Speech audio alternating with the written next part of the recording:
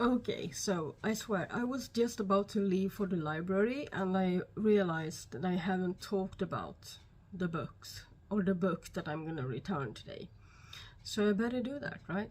Welcome back to my channel. I am Caspian and I read a lot of books, mainly library books. So in this video I'm going to talk about two books. I'm going to start off by talking about the one that I will return to the library within the hour. So, it's this one, Quicksilver by Callie Hart.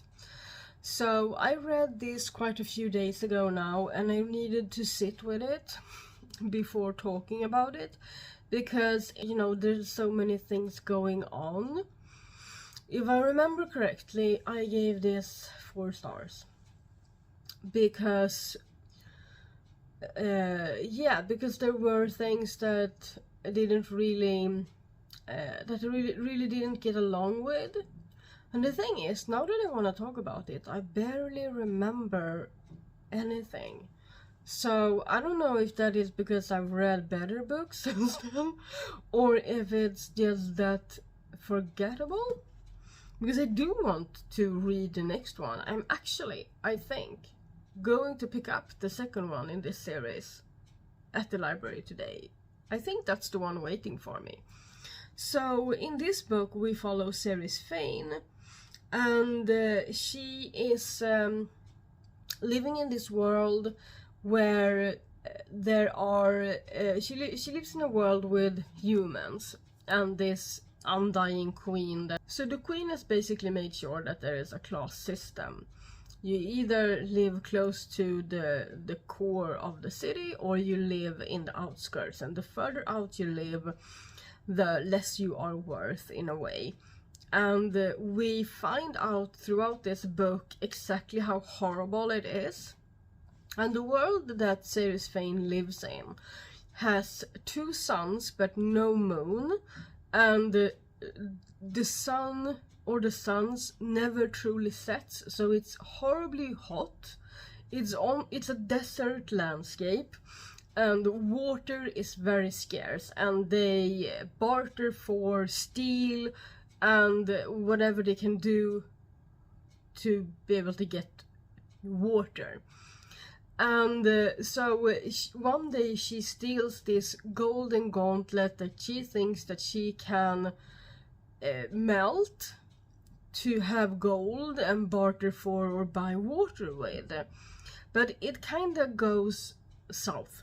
It goes south, and she ends up almost dying, and death comes to her aid, and she wakes up in a completely different realm with fays and other creatures that she had no idea ever even existed. And of course this is a romantasy, so she and her love interest have this journey where he is kind of responsible for her, or someone makes him responsible for her. And it is an interesting tale. I don't want to talk too much about what it is about, because that would kind of spoil it, and there's so much happening, it's kind of hard to really talk about that.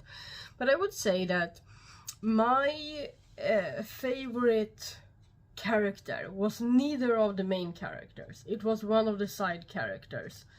And so a lot of the time I was kind of waiting for him to enter the picture, because I liked him so much more. I think one of the things that made it not a 5-star for me was my lack of connection with the main characters and their love story, because you know,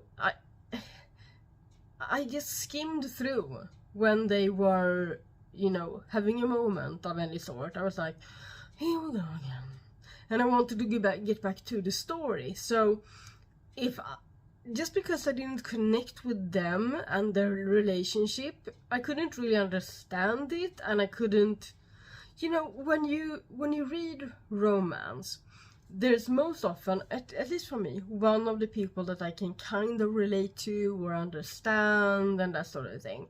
But I just thought Series Fane made so many bad judgments, and the other person as well, and I couldn't really understand what they saw in each other, because, so this is like a fated mates kind of story, so the love story is kind of, they are going at it like butting heads a lot, and then they are, you know, yeah, it is. I think that I am not that fond of love stories when there are fated mates, which means that they are meant to be together, but we don't always understand why they are supposed to be, or I feel like in this story especially, kind of doubted their chemistry, and that's a me problem, because I know people love this, so I couldn't connect with them. And that made me not like it as much. But I do want to know what happens with the world and the story moving forward. So I am going to read Brimstone, which is the second book in this series. So that's kind of where I'm at. I think, did I give it 4 stars or 3.5? I don't remember. And I forgot to check. But yeah, so that's where we are. I can maybe put that on the screen here somewhere, how many stars I gave this book. So I'm going to return that shortly. And before then I'm going to rip out all of these. Because there were some interesting choice of words in this book. So what I annotate, or like what I tab, is most of them like quotes that I would like to view again and see if I want to write them down in my reading journal. So that's what that is. The other book that I read was before this one. So this was my last book in March. This is was my first book in April.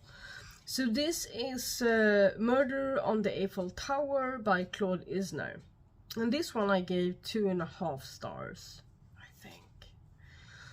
I didn't connect with the main character in this one either. He was kind of a bummer, and he was, yeah, no, I didn't like him at all. I didn't like Victor Legris, that's his name, or it's French, so I probably am mispronouncing it a lot, or really much. So in this book, there is this. It's set in 1889, where this world exhibition is going on, and the Eiffel Tower has just been, you know, revealed. And you can go up the Eiffel Tower, and you can write in this book, guest book and whatever.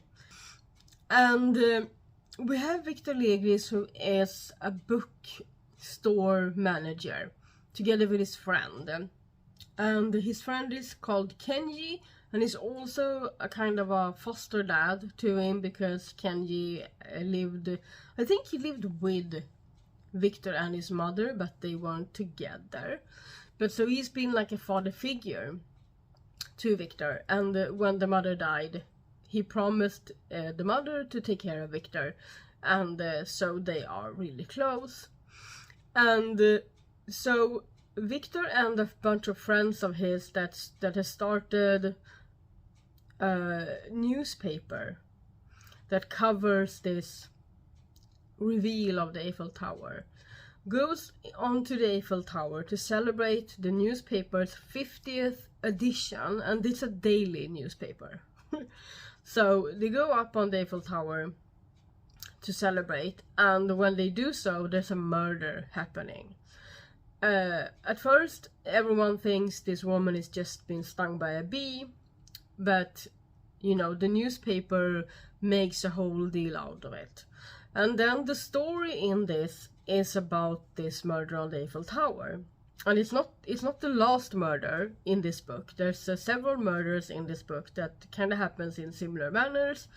And, you know, Victor is afraid that Kenji is involved.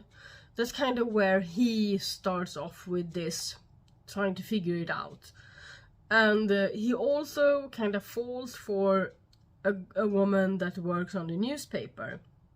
And he's also afraid that she is involved, because both Kenji and her seem to be in every place of every murder, and everything that's connected to the murders seem to be connected to them. So he tries to find out what it is, you know, are they involved in any way. So I think the only thing, I'm not gonna tell you everything I didn't like about this book.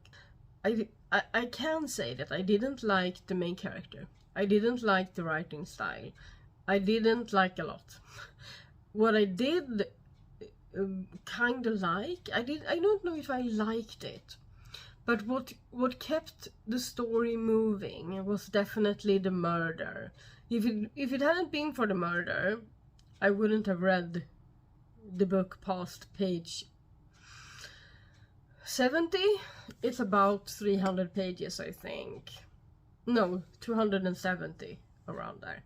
So I think maybe I would have read like 70 pages, maybe 100 before DNFing, if it hadn't been that I wanted to know about the murder. So I'm not going to continue this series because I don't like Victor enough, and he's the main character in all of them. So that's that. Those are the books that I wanted to just touch base with you on today. And I will see you soon again. Happy reading, happy spring. Xingling.